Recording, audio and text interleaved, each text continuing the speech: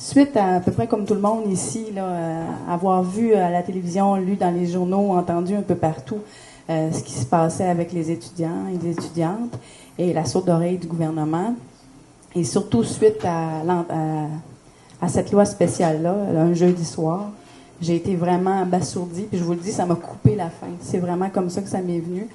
Je suis une artiste peintre. Je me disais, bon, OK, je vais faire des toiles rouges partout. OK, je vais prendre des rideaux, je vais en mettre partout dans les arbres. Bon, j'ai essayé de trouver des choses. Je me dis, bon, je vais aller peindre à Québec. Je sais pas. J'ai essayé de trouver. Je dis, bon, ça va faire pouette-pouette, ça marchera pas.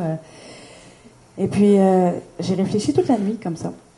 Puis, le matin, ça m'est venu, en regardant mon café, je dis non, je fais une grève de la faim. Ça m'a coupé la faim. Je fais une grève de la faim. Alors, vendredi, le 18 mai, à 8 heures du matin, j'ai cessé de manger. Je continue de boire, mais j'ai cessé de m'alimenter.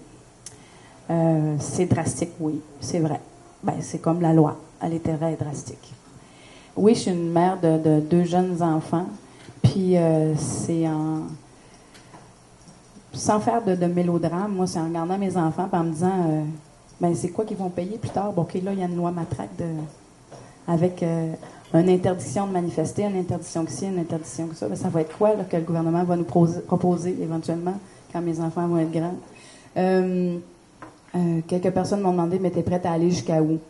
Ben, c'est sûr que je souhaite vraiment qu'il y ait un retour aux renégociations, ou du moins que le premier ministre fasse son travail, qu'il aille au moins juste s'asseoir en avant des 3 leaders, qu'il les regarde puis qu'il les écoute. Moi, c'est juste ça, tu sais, je sais pas, là.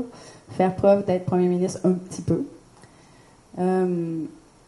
Puis que la loi 78 soit abolie, que ça n'existe plus, ça, cette loi spéciale-là. Certains disent non, mais c'est juste pour 1 an. Ben non, c'est pas juste pour 1 an.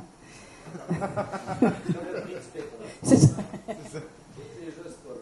Ça va au-delà de la lutte étudiante. Moi, je pense qu'on est dans une crise sociale présentement. Je pense que ça suffit, il faut le dire haut et fort. Voilà.